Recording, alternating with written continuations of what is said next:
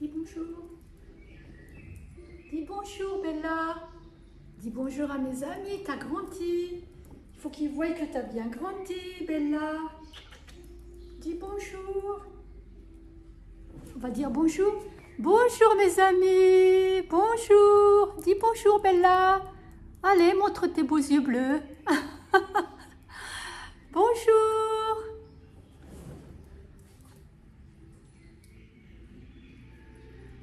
Dis bonjour, Bella. Tu veux pas dire bonjour? Ah, t'aimes pas la caméra, hein? T'es une sauvage.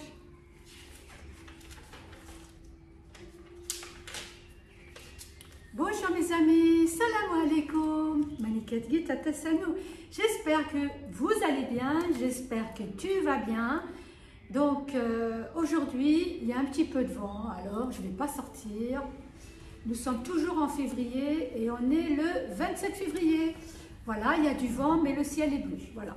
Alors, comme il y a du vent, je ne sors pas et je vais répondre à des questions qui m'ont été posées encore.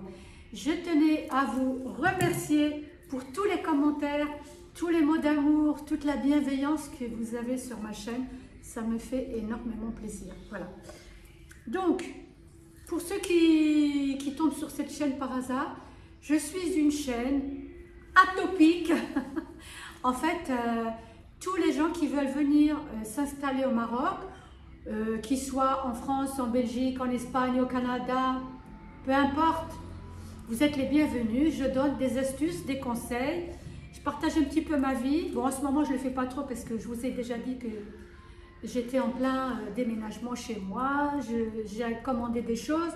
Je vous ferai un room tour, je sais, quand ça sera nickel. Pour l'instant, voilà. Pour ceux qui m'ont dit que l'appartement était très sympa, je crois c'est Christian. Christian, je crois. Oui, c'est un appartement à Agadir. Hein. Je ne suis pas en France, hein. Je suis sur Agadir. Il y a le palmier derrière moi. Voilà.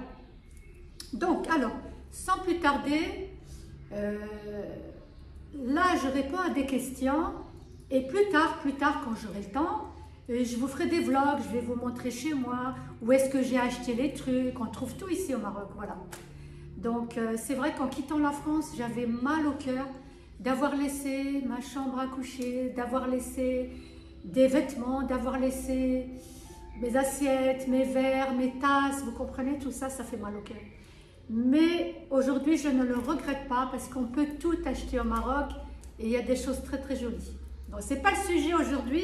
Aujourd'hui, on répond à Sylvie B. Parce que sur ma chaîne, j'ai des doublons. J'ai des Christine, Christiane, j'ai des Sylvie B, Sylvie C. J'ai des deux Dominique.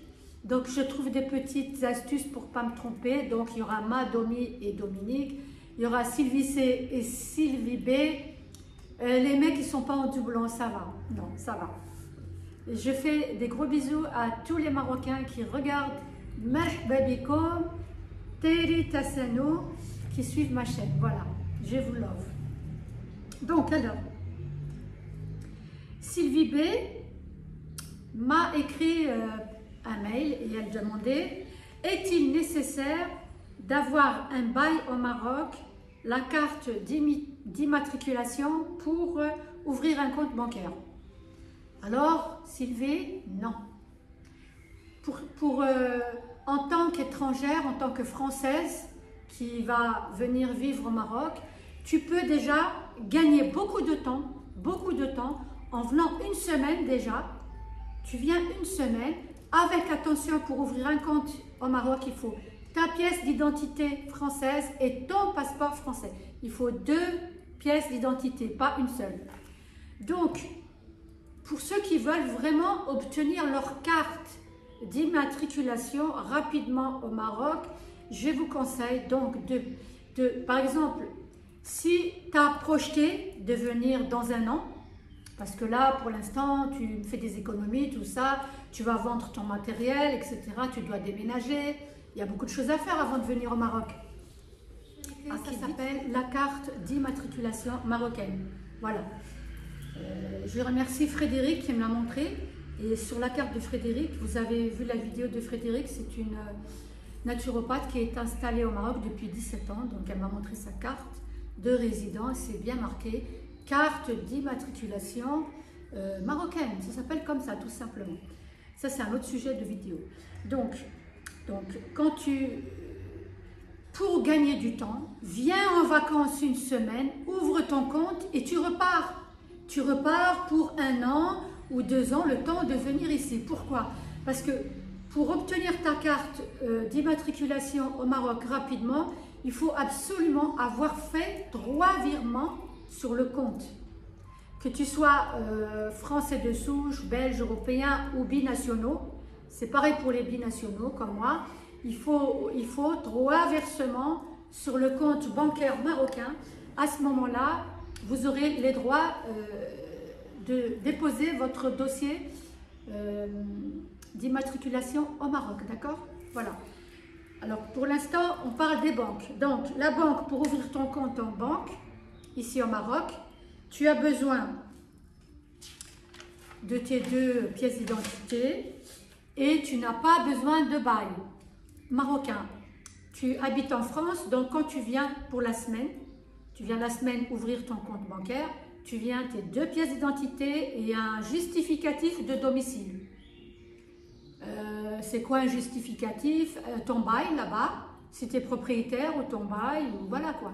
Ou la quittance d'électricité, etc. D'accord? Voilà.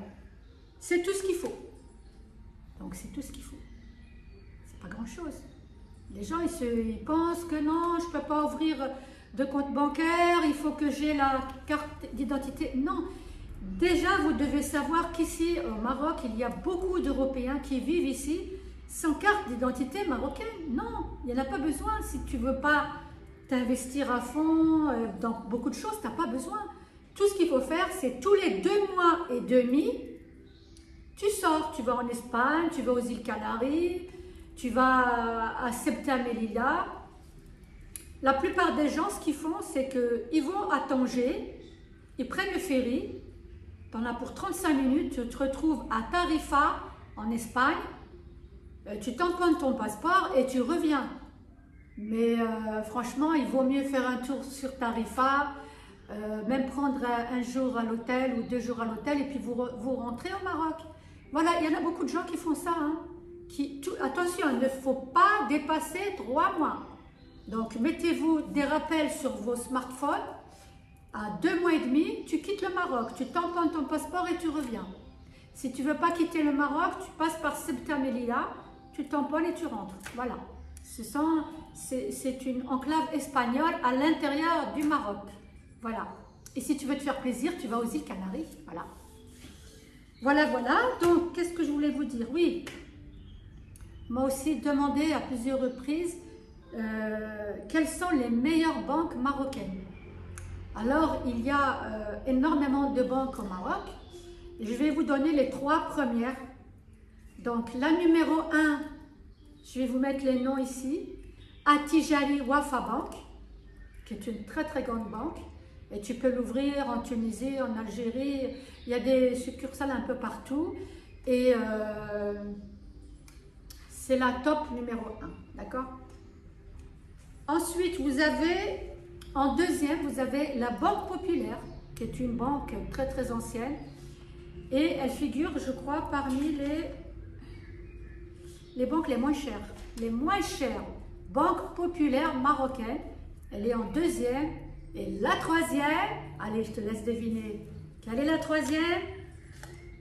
Alors, la troisième banque bien cotée au Maroc, c'est la Bank of Africa, qui est anciennement la BMCE. La BMCE, si tu la connais, elle a fusionné en 2018, elle a fusionné avec la Bank of Africa, qui reste une très très grande banque. Et voilà, c'est un groupe entre l'Afrique et le Maroc, et ça marche très très bien. Comme vous le savez, le roi il est très très politique africaine, ce qui dérange un petit peu certains. Donc on ne va pas rentrer dans la politique non plus. Donc voilà. Alors je vais quand même vous donner les autres banques que tu peux. J'aime pas vous voyez, j'ai du mal. Hein. Tu sais, j'ai beaucoup de mal à vous voyez les gens. Donc, je vais quand même te donner les banques autres que tu peux t'inscrire. Là, je t'ai donné par top.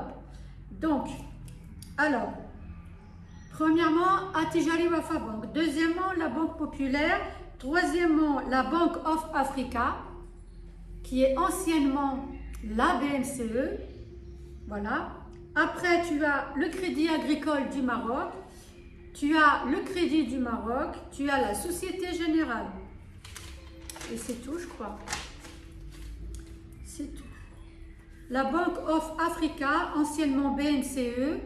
Voilà, c'est une banque marocaine du commerce extérieur. C'est pas mal, hein, vraiment. Ensuite, on m'a posé une autre question. Quelle est la banque la moins chère du Maroc? Bah ouais, pour les agios, c'est tout ça. Hein. Donc, la banque la moins chère du Maroc, tu as la Banque Populaire, c'est la moins chère. Et la banque la plus chère, c'est l'équivalent de la BNP en France, c'est la BMCI. Donc, la BMCI est la banque la plus chère du Maroc. Et elle est en partenariat avec la BNP en France.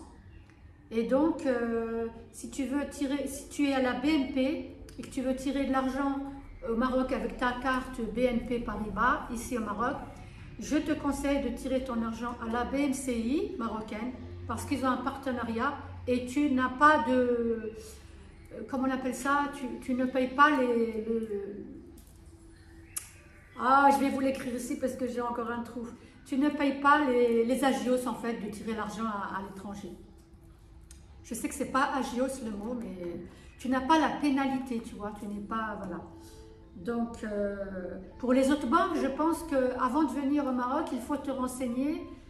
La Poste, c'est une banque qui au Maroc pose beaucoup de problèmes à tous les expatriés que j'ai rencontrés, mes amis français.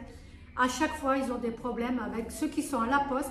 Si tu es à la Poste, je te conseille de changer de banque avant de venir au Maroc. C'est pour faire les virements au Maroc, c'est très compliqué avec la Poste. Ouais. Par exemple, à la BNP, tu as l'application et sur l'application, tu peux faire tes virements tout seul. Tu fais tes virements tout seul. Ceux qui sont à la Poste ne peuvent pas faire ça. Donc, ils s'inscrivent dans une autre banque. Je vais vous mettre le lien en barre d'informations. Ils s'inscrivent à Wiz, la banque Wiz. Et c'est une carte qui te permet de tirer de l'argent dans tout l'étranger. Là où tu veux aller, au Vietnam, au Maroc, au Sénégal, en Afghanistan, peu importe, à Dubaï. Avec Wiz, tu peux tirer l'argent sans frais. Elle va me faire tomber la caméra, Bella.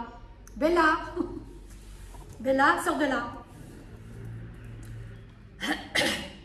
Et donc, voilà, j'ai tout dit. Là. Donc, avant de venir ici, je sais, je me répète, c'est pas grave. Renseigne-toi, si tu peux, grâce à ton application, faire tes virements toi-même. Voilà. Pour ceux qui veulent garder une certaine somme en France, parce que j'ai aussi ici des amis français expatriés qui n'ont plus rien en France, ni banque, ni retraite, ni rien. Ils ont tout fait venir ici et ils sont tranquilles. Voilà. Si tu as des questions, pose-les-moi en commentaire, je me ferai plaisir de te répondre en vidéo. On m'a aussi demandé quelle est la ville la moins chère du Maroc. Je te laisse deviner. Ta-da-da-da. Safi, je ne la connaissais pas. Je ne connais pas cette ville et je pense que je vais la visiter. Voilà. Donc, j'espère que ce charabia vous a plu. J'espère que vous allez pouvoir avancer dans votre projet. C'est un beau projet parce que si tu es sur ma chaîne, c'est que tu as envie de t'expatrier. Alors aussi, il y a des gens qui me demandent si je peux leur trouver du travail. Ça, non, je ne suis pas Pôle emploi. Je suis vraiment désolée. J'ai beaucoup de gens qui me disent « Mina, trouve-nous du travail. » J'aimerais bien, mais je n'ai pas les moyens. Voilà. Vous pouvez chercher sur Internet, vous pouvez faire des formations. Pour ceux qui veulent venir et qui veulent trouver un travail assez rapidement, dans les centres d'appel, on recrute beaucoup. Les centres d'appel. Alors, c'est quoi un centre d'appel?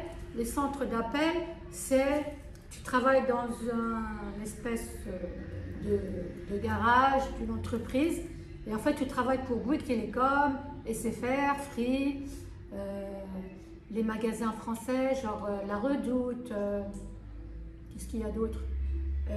C'est Discount, La Redoute.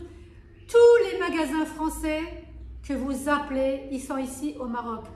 Donc, ils favorisent de recruter des francophones. C'est pour ça qu'il y a beaucoup de Sénégalais qui sont au Maroc et qui travaillent dans les centres d'appel. Voilà. C'est la seule chose que je peux vous dire. Et bon, tu gagnes combien là-dedans? C'est par grade. Hein. Au début, tu peux gagner très peu. Et puis, avec le temps, tu peux évoluer. Voilà. Mais bon, c'est un métier, tu es tout le temps connecté. Voilà. Avec la France en plus. Bon, j'arrête de baragouiner, je vous fais des gros bisous et surtout, va jusqu'au bout de tes rêves. Bella va faire tomber la caméra, c'est un cauchemar. Bella, arrête, tu vas dire au revoir. À bientôt.